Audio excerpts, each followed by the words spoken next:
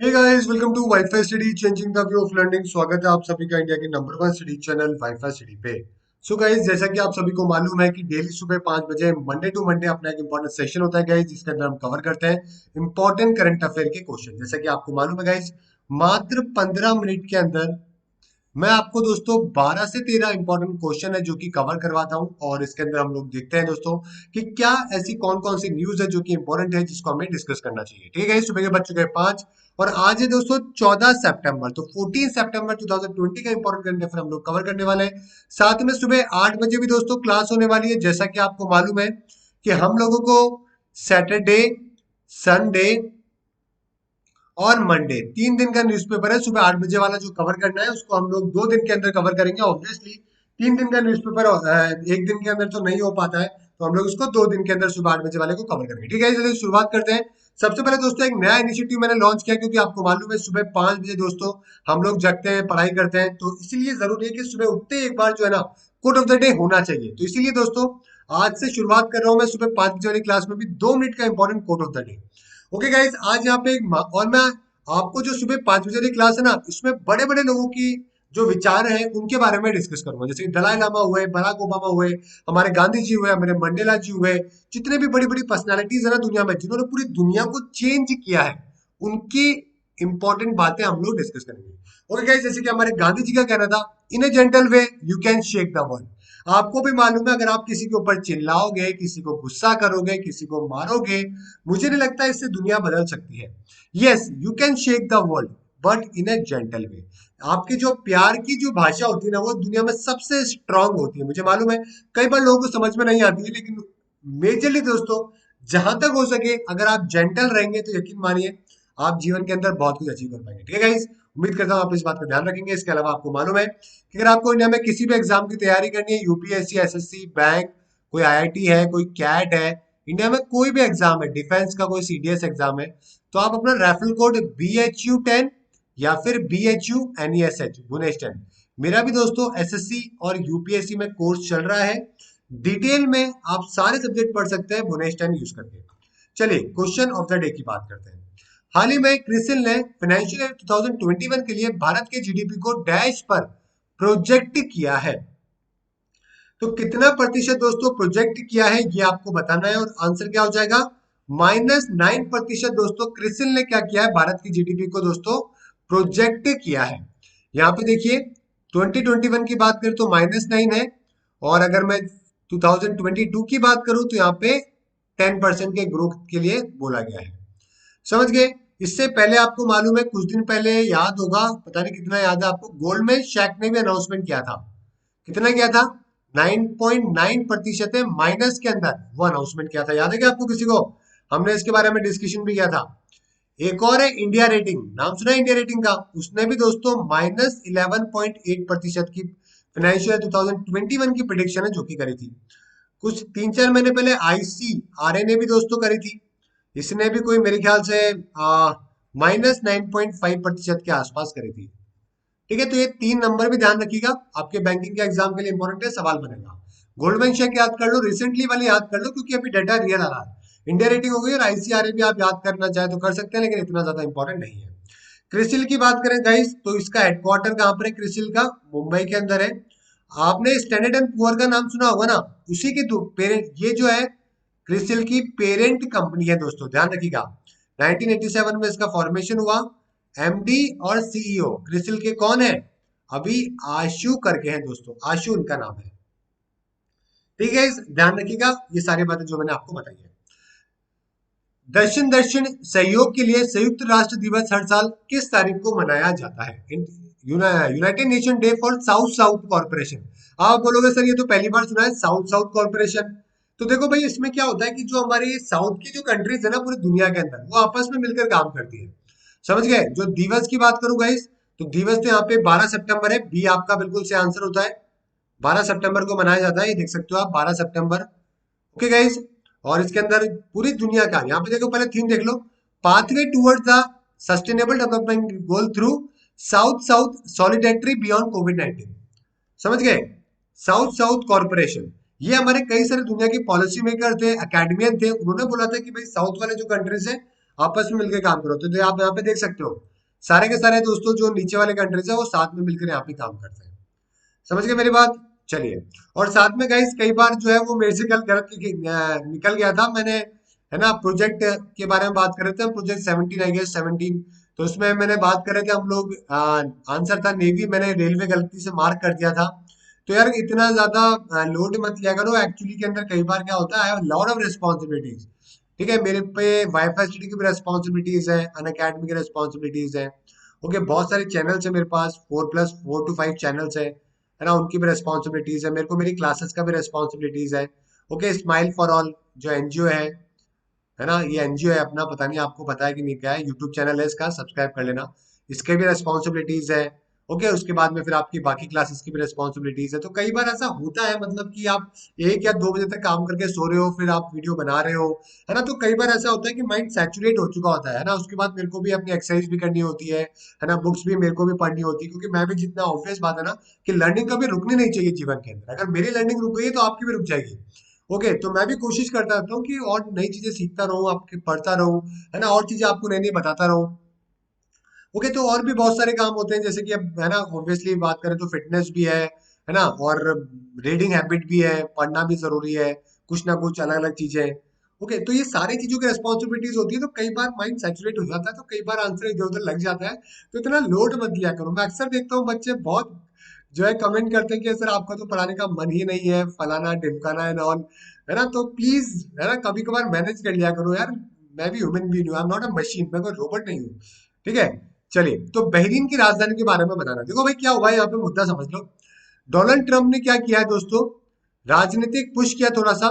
उसकी वजह से दोस्तों इसराइल के साथ में अभी कुछ टाइम पहले यूएई के रिश्ते जो है वो सुधर गए थे, और अभी बहरीन ने भी दोस्तों है ना अपने रिश्ते को सामान्य कर दिया, और रिसेंटली अरब राष्ट्र बन गया है जिसने इसराइल के साथ में साझेदारी करी है। तो यहाँ पे दोस्तों आपको बताना है कि बहरीन की राजधानी क्या है। आंसर हो जाएगा आपका दोस्तों मनामा। बी आपका बिल्कुल सही आंसर हो जाएगा। आप देख सकते हैं दोस्तों लेटेस्ट अरब कंट्री है बहरीन, जिसने नॉर्मल कर लिया अपने टाइज इसराइल के साथ में। ओके गाइस, ट्रम्प के कहने के बाद में, समझ गए मेरी बात। और यहाँ पे आप देख सकते हैं बहरीन की जो किंग है उनका नाम है हमद बिन अल खलीफा, और साथ में बेंजामिन नदाई, इनके द्वारा दोस्तों फोन के ऊपर बातचीत है जो कि करी गई है। बहरीन की बात करें तो आप देख सकते हैं दोस्तों बहुत ही छोटा सा कंट्री है। कहा गया, ये रहा मनामा, अपने यहाँ पे कैपिटल नजर भी आ रही होगी आपको।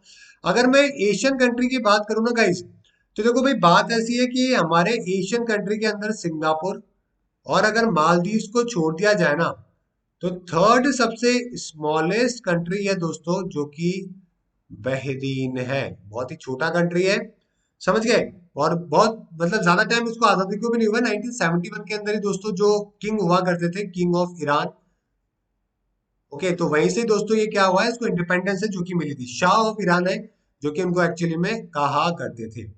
ओके, एक और इंटरेस्टिंग बात बताता हूँ आपको बहरीन के बारे में, कि बहरीन की जो हाईएस्ट हाइट है ना वो मात्र 134 मीटर की है। उसका नाम है दोस्तों जबल जबल अल दुकान, इस तरीके से नाम है, मतलब इसके हाईएस्ट पॉइंट का मतलब। ठीक है, ये यहाँ का दोस्तों क्या है, हाईएस्ट पॉइंट है। मतलब आप देख रहे हो ना कि मतलब हाईएस्ट पॉइंट पे कितना लोवेस्ट है। ठीक है, तो ये भी एक काफी इंटरेस्टिंग बात है, ध्यान रखिएगा। समझ गए। चलिए, कैपिटल बता ही चुका हूँ आपको दोस्तों। और है ना 33+ आइलैंड से दोस्तों मिलकर है जो कि ये कंट्री बनता है ना। अल खलीफा दोस्तों यहाँ पे मोनार्क है, और यहाँ पे क्राउन प्रिंस भी वही है खलीफा का, और प्राइम मिनिस्टर यहाँ पे सलमान अल खलीफा है। दिनार है दोस्तों जो कि यहाँ पे करेंसी चलती है। रिसेंटली न्यूज में था क्योंकि यहाँ पे fourth Asian youth para games है दोस्तों जो कि होने वाले थे, 2021 में है, जो कि अभी करवाए जाएंगे यहाँ पे। एशियन पैरा ओलंपिक कमेटी के द्वारा अनाउंसमेंट है जो कि किया गया है। निम्नलिखित में से कौन सा शहर एरो इंडिया 2021 की मेजबानी करेगा। एरो इंडिया, मेरे को लगता है कि आप सभी को इसका आंसर पता होगा, क्योंकि क्योंकि क्यों किरण वाला सीन हो गया, क्योंकि तो क्योंकि किरण वाला सीन हो गया है ना। तो क्योंकि आपको मालूम होगा एरो इंडिया 2000 जो एरो इंडिया होता है ये दोस्तों बेंगलुरु में होता है। तो डी आपका दोस्तों बिल्कुल सही आंसर हो जाएगा। तो राजनाथ सिंह जी ने लॉन्च किया है वेबसाइट एरो इंडिया 2021 की दिल्ली के अंदर, और यहाँ पे आप देख सकते हैं फरवरी 2021 में इसको करवाया जाएगा बेंगलुरु के अंदर दोस्तों। 1996 के बाद में बेंगलुरु में ही करवाया जा रहा है। एशिया का लार्जेस्ट एयर शो है जो कि ये दोस्तों माना जाता है। ओके, एरो इंडिया आप देख सकते हैं दोस्तों, बाय एनुअल इंटरनेशनल मिलिट्री और सिविल एयर शो है दोस्तों, जो कि काफी फेमस है, जो कि अभी रिसेंटली बन चुका है। Okay guys, ministry of defence जो है उनके द्वारा इसको ऑर्गेनाइज है, जो कि करवाया जाता है। निम्नलिखित में से किस देश ने डब्ल्यूएचओ दक्षिण पूर्व एशिया क्षेत्र की 73वीं क्षेत्रीय समिति की बैठक की मेजबानी करी है? WHO south east Asian region 73 and regional committee meeting दोस्तों। और आंसर क्या हो जाएगा, ये कहां पे करवाया गया? ये थाईलैंड में दोस्तों इसको करवाया गया है। समझ गए? तो 73rd सेशन है डब्ल्यूएचओ का रीजनल कमिटी का साउथ ईस्ट एशिया का दोस्तों, जो वर्चुअली इसको ऑर्गेनाइज करवाया गया है। और हमारे जो हर्षवर्धन जी है दोस्तों, health and family welfare minister, उनके द्वारा भी दोस्तों इसको अटेंड है, जो कि किया गया। निम्नलिखित में से किस राज्य ने भारत का सबसे बड़ा पिगरी मिशन है जो कि लॉन्च किया है? जान के थोड़ा सा अजीब लगेगा। पोर्क पता है क्या होता है? पोर्क, पोर्क क्या होता है दोस्तों? आपके पिग का मीट होता है, और दुनिया में बहुत ही कॉमनली इसको खाया जाता है। कल को अगर आप यूएस या यूरोपियन कंट्री में जाओगे ना, तो आपको दोस्तों पनीर जो है वो पनीर की डिश नहीं मिलेगी, है ना? जैसे कि 100 में से एक जगह आपको पनीर मिलेगा, और 99 जगह आपको दोस्तों पोर्क मिल जाएगा। बहुत ही कॉमनली दुनिया में खाया जाता है। और मेघालय के अंदर दोस्तों एक पिगरी मिशन है, जो कि लॉन्च किया गया है। अब आप बोलोगे सर इसकी क्या जरूरत है? तो भाई देखो यहाँ पे, वो तो हमारे जो एग्रीकल्चर मिनिस्टर है वही बताएंगे। एग्रीकल्चर मिनिस्टर ऑफ स्टेट जो है ना, एग्रीकल्चर फार्मर वेलफेयर के कैलाश चौधरी जी, उन्होंने लॉन्च किया दोस्तों इस मिशन को मेघालय के अंदर, आत्मनिर्भर भारत के तहत दोस्तों, ताकि पोर्क का प्रोडक्शन जो है ना, उसको बढ़ा सके दोस्तों, और लोग क्या कर सके, खाना खा सके, न्यूट्रिशन ले सके। समझ गए मेरी बात? 209 करोड़ रुपए का प्रोजेक्ट है दोस्तों, जो कि यहाँ पे सैंक्शन किया गया है। अब आप बोलोगे सर क्या वेजिटेरियन के बिना रह नहीं सकते? क्या बिल्कुल रह सकते हैं भाई, मैं भी रह रहा हूँ, आप भी रह रहे हो, दुनिया के बहुत बड़े बड़े सेलिब्रिटीज रह रहे हैं, स्पोर्ट्स पर्सन रह रहे हैं, हुसैन बोल्ट रह रहे हैं, है ना? ठीक है, लेकिन ठीक, अब जो भी है मतलब वो तो गवर्नमेंट का है, मतलब जो भी है। चलिए आगे बात करते हैं। प्रगति और सक्षम छात्रवृत्ति योजनाएं निम्नलिखित में से किस राज्य केंद्र शासित प्रदेश से संबंधित है? प्रगति और सक्षम छात्रवृत्ति योजनाएं, तो ये दोस्तों कहां से? जम्मू कश्मीर से संबंधित है। डी आपका बिल्कुल सही आंसर हो जाएगा। समझ गए मेरी बात? तो सेंट्रल गवर्नमेंट ने दोस्तों रिसेंटली इंक्रीज किया है स्कॉलरशिप अमाउंट। ओके, प्रगति और सक्षम स्कॉलरशिप स्कीम के तहत जम्मू कश्मीर में 5,000 से 50,000 रुपए पर ईयर है दोस्तों, जो कि इसके अंदर मिलते हैं। समझ गए? जैसे कि अगर मैं बात करूं दोस्तों, थोड़ा सा डिटेल में बता देता हूँ आपको। प्रगति स्कीम के तहत जो भी लड़कियां जम्मू कश्मीर से बिलोंग करती हो, जिनके परिवार की 8 लाख से ज्यादा सालाना इनकम नहीं है, तो वो टेक्निकल इंस्टीट्यूशन के अंदर एडमिशन ले सकते हैं स्कॉलरशिप के माध्यम से। उसी प्रकार से सक्षम स्कीम के तहत दोस्तों, जो स्पेशली एबल्ड बच्चे होते हैं ना, जिनकी 40% डिसेबिलिटी होती है बॉडी के अंदर, वो अपना डिग्री डिप्लोमा दोस्तों कर सकते हैं। 8 लाख से कम की इनकम है, जो कि फैमिली की होनी चाहिए, तो उनको यहाँ पे मदद है जो कि मिल जाएगी। बहुत अच्छी बात है। जेन फ्रेजर को निम्नलिखित में से किस वैश्विक बैंक की पहली महिला सीईओ के रूप में नामित किया गया है? जेन फ्रेजर की बात करें गाइस, तो आपने सिटी बैंक का नाम सुना होगा, उम्मीद करता हूं। तो सिटी बैंक की दोस्तों इनको सीईओ है, जो कि अपॉइंट किया गया, और पहली महिला सीईओ है। ये बात के ऊपर थोड़ी सी गौर करिएगा गाइस। ठीक है, चलिए, बहुत ही पुराना बैंक है दोस्तों, और 1812 के अंदर दोस्तों इस बैंक की शुरुआत हुई थी। सिटी बैंक ऑफ न्यूयॉर्क से कहा जाता था, बाद में इसको जो है नाम चेंज किया गया। ये देख सकते हो, ये बिल्डिंग है दोस्तों, मैनहट्टन के अंदर हेडक्वार्टर है सिटी ग्रुप का, है ना? और अभी रिसेंटली वाली जो है वो 1998 के अंदर इसका फॉर्मेशन हुआ है। ठीक है, सैम्यूल है दोस्तों, जो कि अभी इसके हेड है, को फाउंडर्स है। चलिए, चेयरमैन की बात करें तो सी डॉगन है, जो कि चेयरपर्सन है। सीईओ की बात करें दोस्तों, फाउंडर थे मतलब सैम्यूल और सैनफोर्ड, लेकिन जो सीईओ की बात करें तो कॉर्बेट करके पर्सन है, जो कि अभी सीईओ बने हुए हैं। यूनिसेफ द्वारा निम्नलिखित में से किस बॉलीवुड सेलिब्रिटी में से किसे बच्चों के अधिकार अभियान फॉर एवरी चाइल्ड के लिए सेलिब्रिटी एडवोकेट के रूप में नामित किया गया है? For every child by UNICEF, बताइए किसको किया गया है? सेलिब्रिटी एडवोकेट बनाया गया यूनिसेफ के द्वारा, आयुष्मान खुराना को बनाया गया है। ठीक है, आप देख सकते हैं बहुत ही जबरदस्त एक्टर है, और बिल्कुल डाउन टू अर्थ, नीचे से उठे हुए, और बहुत ही डिफरेंट डिफरेंट जॉनर के ऊपर मूवी है जो कि करते हैं, काफी समझदार है। ठीक है गाइस, तो यहाँ पे आप देख सकते हैं यूनाइटेड नेशन चिल्ड्रन फंड के द्वारा दोस्तों, ये बॉलीवुड एक्टर अपने आयुष्मान खुराना जी को चिल्ड्रन राइट ग्रुप कैंपेन है फॉर एवरी चाइल्ड, इसके ब्रांड एम्बेसडर है, जो कि नियुक्त किया गया है। ठीक है गाइस, यूनिसेफ की बात करें, हेरेंटा हेड है, 1946 में इसका फॉर्मेशन हुआ, न्यूयॉर्क के अंदर इसका हेडक्वार्टर है। निम्नलिखित में से किसने महिलाओं का यूएस ओपन खिताब है जो कि जीत लिया है? ठीक है गाइस, अब आप बोलोगे सर सीधे यूएस ओपन में पहुंच गए क्या, बीच वालों को क्या हुआ?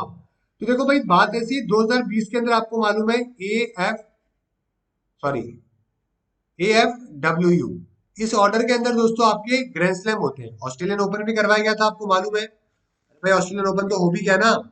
2020 का ऑस्ट्रेलियन ओपन की बात करें तो दोस्तों पुरुषों का तो जोकोविक ने जीता, और अगर महिलाओं की बात करें तो सोफिया है, तो उन्होंने जीता। तो भाई देखो आपका हो गया बात खत्म 2020 के ऑस्ट्रेलियन ओपन की। तो ऑस्ट्रेलियन ओपन तो हो गया था, जोकोविक और सोफिया है जो कि जीत गए थे। लेकिन फ्रेंच ओपन को दोस्तों पोस्टपोन कर दिया गया, इसको डिले कर दिया गया है, मतलब सितंबर के एंड तक के लिए। और विंबलडन को तो दोस्तों कैंसिल ही कर दिया गया। और अभी दोस्तों आपका जो है अगस्त सितंबर के अंदर करवाया जाता है और यूएस ओपन। तो यूएस ओपन अभी दोस्तों चल रहा है, और इसी के अंदर अभी विजेता बनी है दोस्तों आपकी कौन, यहाँ पे ओसाका। डी आपका यहाँ पे बिल्कुल सही आंसर हो जाएगा। समझ गए, जापान की प्लेयर है दोस्तों, जापान के ओसाका, उन्होंने हरा दिया विक्टोरिया अजारेका को जो कि बेलारूस से है। ठीक है, इस ध्यान रखिएगा। तो अगर कुल मिला के है ना इंपॉर्टेंट है, 2020 के आपसे पेपर में पूछेंगे। निम्नलिखित में से किस राज्य सरकार ने राज्य सतर्कता विभाग को खुफिया संगठन घोषित करने के लिए एक अधिसूचना जारी करी है? तो भाई देखो उत्तराखंड जो है ना, उस राज्य ने एक बहुत ही जबरदस्त गेम खेला है। गवर्नमेंट ने एक नोटिफिकेशन जारी किया है और बोला है जो स्टेट का विजिलेंस डिपार्टमेंट है ना, जो खुफिया संगठन है, जो सतर्कता विभाग है, जो कि क्या करता है करप्शन वर्प्शन पकड़ने का काम करता है, ये इसको एक इंटेलिजेंस ऑर्गेनाइजेशन बना दिया गया है। अब इसका नुकसान क्या होगा कि आप इसके ऊपर आरटीआई जो है ना वो नहीं लगा सकते हो। आरटीआई अब वैलिड ही नहीं है, क्योंकि इंटेलिजेंस एजेंसी तो इन्फॉर्मेशन नहीं देती है, वो तो आरटीआई की बाहर है। ठीक है, तो आप देख सकते हैं राइट टू इन्फॉर्मेशन एक्ट से ये दोस्तों बाहर निकल गई है। 26 और ऑर्गेनाइजेशन है जिनको इस तरीके से इन्फॉर्मेशन नहीं देने के लिए बोला गया है, जिसमें हमारी सिक्योरिटी और इंटेलिजेंस ऑर्गेनाइजेशन है। तो स्टेट का दोस्तों इस तरीके से करना थोड़ा सा अजीब है, देखते हैं आगे क्या होता है। आरटीआई एक्ट 2005 के अंदर आया था दोस्तों, और करप्शन फ्री करने के लिए, ट्रांसपेरेंट और अकाउंटेबल गवर्नमेंट बनाने के लिए। इसमें दोस्तों पब्लिक अथॉरिटी से, है ना, जो जनता है ना, उनको राइट होता है कोई भी सवाल पूछने का। अब वो अगर देश के इंटेलिजेंस का सिक्योरिटी का मुद्दा नहीं होना चाहिए, तो आपको सारे गवर्नमेंट डिपार्टमेंट इन्फॉर्मेशन है जो कि अवेलेबल करवाते हैं। इसके बारे में डिटेल में जानना है तो आप एक काम करना, आरटीआई एक्ट बुनेश लिख देना। मैंने एक यूपीएससी के ऊपर चैनल पे वीडियो बनाया था काफी टाइम पहले, तो इसमें पूरी इन्फॉर्मेशन आरटीआई की आपको मिल जाएगी, मजा आ जाएगा वीडियो देखकर। भारत के पहले कोरोना वायरस एयरपोर्ट परीक्षण सुविधा डैश हवाई अड्डे पर शुरू करी गई है। तो अगर मैं कोरोना वायरस एयरपोर्ट की टेस्टिंग फैसिलिटी की बात करूं तो आईजीआई के अंदर इसकी शुरुआत है जो कि करी गई है दोस्तों। ठीक है गाइस, आईजीआई के अंदर ऐसा ही किया गया है। डब्ल्यूडब्ल्यूएफ की लिविंग प्लेनेट रिपोर्ट 2020 में पाया गया है कि 1970 से 2016 के बीच वैश्विक वन्य जीव आबादी डैश की कमी आई है। आप कुछ सोच भी नहीं सकते कितनी कमी आई है। डब्ल्यूडब्ल्यूएफ ये कोई लड़ाई दंगे वाले नहीं है, वो डब्ल्यूडब्ल्यूई है ना। वो बचपन में उसका नाम डब्ल्यूडब्ल्यूएफ है जो कि हुआ करता था, मिस्टर मिकमैन की बनाई हुई, याद होगी आपको। तो लिविंग प्लेनेट रिपोर्ट 2020 के अंदर दोस्तों एक बहुत ही सनसनीखेज डाटा ये आया कि 1970 से लेकर 2016 के बीच में हमारे देश की दुनिया की 68% दोस्तों ग्लोबल वाइल्ड लाइफ पॉपुलेशन दोस्तों कम हो गई है। तो डी आपका यहाँ पे बिल्कुल सही आंसर होगा। मतलब कितनी बड़ी बात है, 68% दोस्तों कम होना, आप समझ सकते हैं। ओके गाइज, चलिए वर्ल्ड वाइल्ड लाइफ फंड की बात करें, ग्लैंड में हेडक्वार्टर है, 61 में फॉर्मेशन हुआ। वर्ल्ड की लार्जेस्ट कंजर्वेशन ऑर्गेनाइजेशन है जो कि मानी जाती है। इसके अलावा अगर आपको अनअकैडमी पे फॉलो करना है दोस्तों, सुबह 10 बजे और 11 बजे मेरी क्लास स्टार्ट होगी आज, जिसमें एनसीईआरटी और आपको स्टैटिक जीके पढ़ाने वाला हूं, तो ज्वाइन कर लीजिएगा। कुछ नहीं करना, अनअकैडमी पे ऐप को ओपन करना है, ऊपर सर्च करना है भुवनेश शर्मा और नीचे फॉलो कर लेना है, मेरी सारी फ्री क्लासेस मिल जाएगी। इसी प्रकार से यूपीएससी एसएससी में भी दोस्तों मेरा कंप्लीट जीके का बैच चल रहा है। और हमारे अलावा दोस्तों आपको जितने भी है ना एसएससी के अंदर, for example math reasoning English की भी कंप्लीट फैकल्टी, और यूपीएससी के अंदर भी दोस्तों कंप्लीट सारे टीचर प्री मेंस के आपको मिल जाएंगे। बस आपको रेफरल कोड या तो BHU10 या फिर गुनेश 10 यूज करना है। ठीक है, इस करना कुछ नहीं है, गेट एसएससी पे जाइए, गेट सब्सक्रिप्शन पे 12 महीने का लीजिएगा, रेफरल कोड आपसे पूछेगा तो BHU10 या गुनेश 10 आप यूज कर सकते हैं। साथ में दोस्तों ईएमआई का भी ऑप्शन अवेलेबल है, उसके द्वारा भी आप ले सकते हैं। क्वेश्चन ऑफ द डे है, विश्व प्राथमिक चिकित्सा दिवस 2020 कौन सी तारीख को मनाया जाता है? वर्ल्ड फर्स्ट एड डे 2020 के बारे में आपको बताना है। तो ये था दोस्तों आज का इंपॉर्टेंट सेशन। वीडियो को लाइक और शेयर जरूर करिएगा। सुबह मिलते हैं 8 बजे वाली क्लास में। Okay guys, thank you, goodbye and have a nice day. और उम्मीद करता हूँ कि वीडियो पसंद आया होगा। ठीक है, तो एक बार कमेंट करके बता देना कि हाँ सर पसंद आया है। ओके, और कई बार छोटी मोटी मिस्टेक होती है तो थोड़ा सा अवॉइड करने की कोशिश करो यार, I am also human being. Okay, end of the day, चलिए thank you everyone, thank you.